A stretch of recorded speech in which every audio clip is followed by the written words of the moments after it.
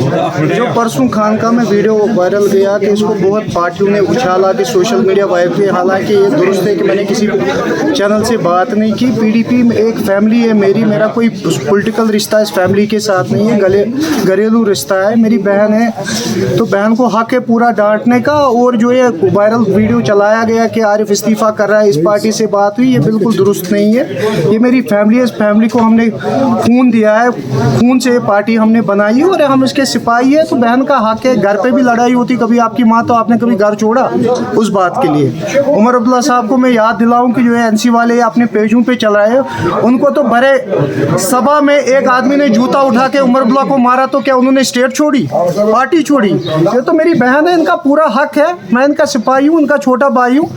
ठीक है, उन्हें डांट मारी है, किस वजह से मारी है, क्या इनको उस टाइम पे लोड था, इनका हक है थप्पड़ भी मारने को। और पीडीपी में था, पीडीपी में रहूंगा और पीडीपी के आगे जो एजेंडा है वो आगे चलाऊंगा। आपको लगता है जानबूझ के उसको वायरल किया गया? बिल्कुल किया गया। ये जो सियासी अब हमें डिफीट देना नहीं चाहते हैं, इनको ये हमें कहीं पे इनके जो हालात इस वक्त सियासत के बन रहे हैं कि जो पीडीपी का एक जोशो खरोश वर्करों में है, इनको कैंडिडेटों को इनको फ्रस्ट्रेशन है इस टाइम। चाहे आप सेंट्रल कश्मीर की बात करें, चाहे साउथ की करें, चाहे नॉर्थ की करें, आप देख लीजिए कि पीडीपी वर्करों के साथ क्या हो रहा है इस टाइम पे। हमारे वर्करों को थानों से फ़ोन आ रहा है कि कल सुबह 10 बजे थानों में पहुँचना। ये नहीं, जब ये चाहते थे वोट डालने चाहिए तब तो ये, जब यहाँ पे बायकॉट हो रहा तब ये चाहते थे वोट डाले। आज यहाँ की जनता वोट डालने के लिए तैयार है और आज ये हमारे वर्कर्स को परेशान कर रहे हैं कि ये वोट ना डाले।